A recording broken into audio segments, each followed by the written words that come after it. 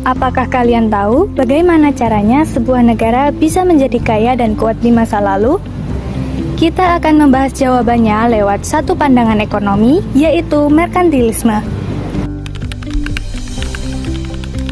Pada abad ke-16 hingga ke-18 Eropa mengenal paham ekonomi yang bernama merkantilisme.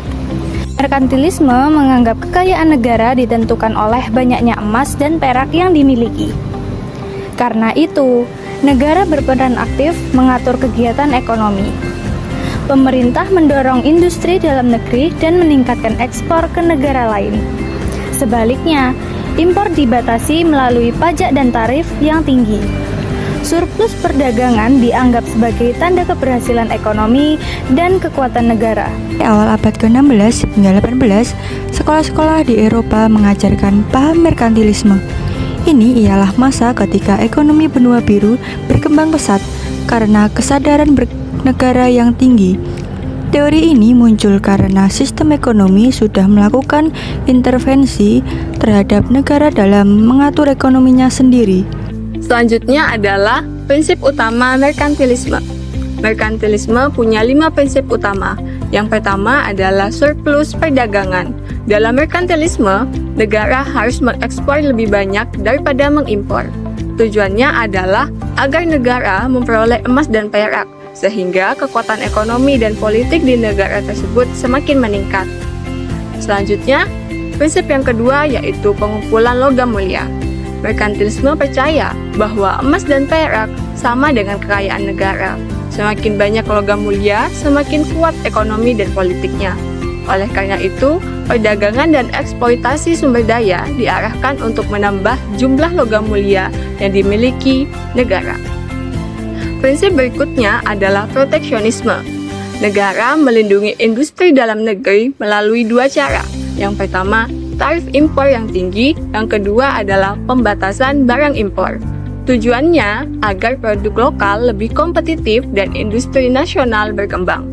Prinsip selanjutnya adalah kolonialisme. Merkantilisme juga mendorong kolonialisme.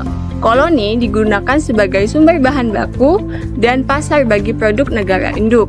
Dengan cara ini, negara induk memperoleh keuntungan ekonomi yang besar dari wilayah jajahannya. Lalu prinsip yang terakhir adalah monopoli perdagangan.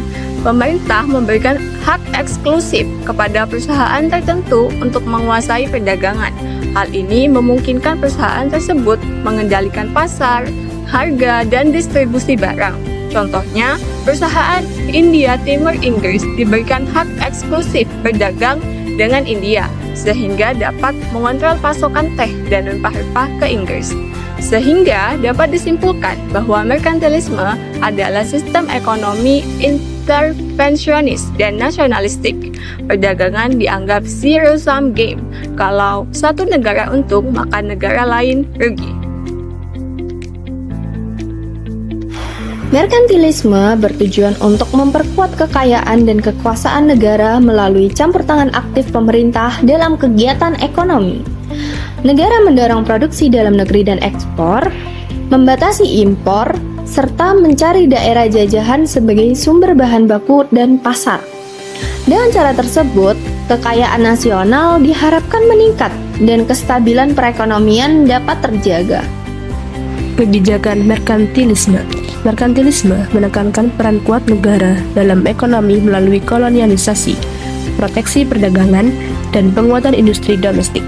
Kebijakan utamanya meliputi pembentukan koloni, penerapan tarif tinggi, terutama pada barang jadi, larangan ekspor emas dan perak, pembatasan perdagangan koloni, penggunaan kapal nasional, subsidi ekspor, pengendalian upah, promosi industri manufaktur, serta pembatasan impor untuk melindungi produk dalam negeri. Selanjutnya, apa sih dampak merkantilisme? Merkantilisme mendorong peningkatan perdagangan internasional dan pertumbuhan industri, namun juga memicu kolonialisasi, eksploitasi sumber daya, serta intervensi besar pemerintah dalam ekonomi.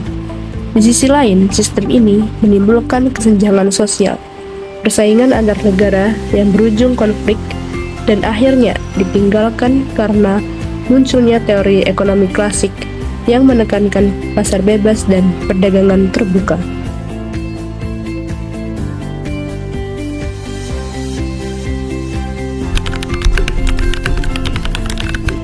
Menurut John Bodin, emas dan perak yang meningkat dari perdagangan luar negeri dapat menyebabkan inflasi, sehingga negara harus berperan kuat dalam mengendalikan pengeluaran dan menjaga cadangan emas untuk mempertahankan stabilitas ekonomi.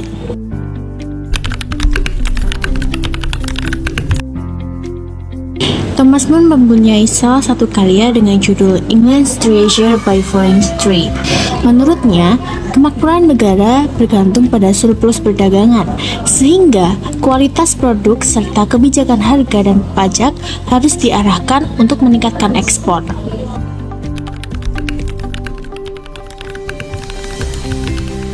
Jean Baptiste merupakan seorang menteri utama di Prancis dalam bidang ekonomi dan keuangan pada masa pemerintahan Raja Louis XIV.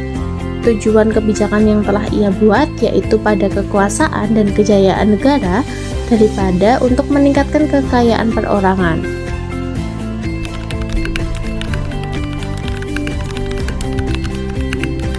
Sir William Petty berpendapat bahwa suku bunga merupakan imbalan atas kesabaran yang diberikan oleh pemberi pinjaman yang menunda penggunaan uangnya sendiri.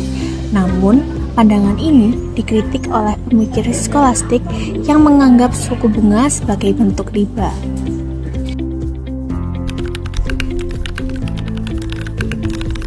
David Hume berpendapat bahwa ketidakadilan dalam suatu negara dapat melemahkan stabilitas dan kekuatan negara. Ia juga menjelaskan bahwa surplus perdagangan meningkatkan jumlah uang yang beredar, sehingga mendorong kenaikan tingkat harga secara umum. Pandangan ekonomi menurut kaum merkantilisme. Bagi kaum merkantilisme, kekayaan negara diukur dari banyaknya emas dan perak yang dimiliki. Semakin besar cadangan logam mulia, semakin kuat pula negara tersebut. Karena itu, ekspor emas dan perak dibatasi agar kekayaan tidak keluar dari wilayah negara. Merkantilisme mendorong surplus perdagangan, yaitu kondisi ketika nilai ekspor lebih besar daripada impor. Jika ekspor meningkat, negara akan menerima lebih banyak uang dari luar negeri. Sebaliknya, impor dibatasi agar kekayaan tidak mengalir keluar. Bayangkan jika impor lebih besar daripada ekspor, cadangan kekayaan negara bisa berkurang. Dalam sistem ini, pemerintah memegang kendali penuh atas kegiatan ekonomi. Negara menetapkan pajak, memberikan subsidi, serta mengatur arus perdagangan. Ekonomi tidak diserahkan sepenuhnya pada mekanisme pasar bebas. Untuk melindungi industri dalam negeri, pemerintah menetapkan tarif impor yang tinggi dan membatasi masuknya barang asing. Tujuannya agar produk lokal mampu berkembang dan tidak kalah bersaing dengan produk luar negeri. Negara merkantilisme juga mencari koloni sebagai sumber bahan mentah dan pasar penjualan. Koloni harus menguntungkan negara induk dan tidak diperbolehkan berdagang bebas dengan negara lain. Upah pekerja ditekan agar biaya produksi tetap rendah. Pertumbuhan penduduk didorong untuk menyediakan tenaga kerja dan memperkuat militer. Semua diarahkan demi kepentingan negara. Dan secara keseluruhan, merkantilisme adalah sistem ekonomi yang dikontrol kuat oleh negara. Tujuannya bukan hanya untuk memperkaya ekonomi, tetapi juga memperbesar kekuatan politik dan militer melalui perdagangan dan kolonialisme.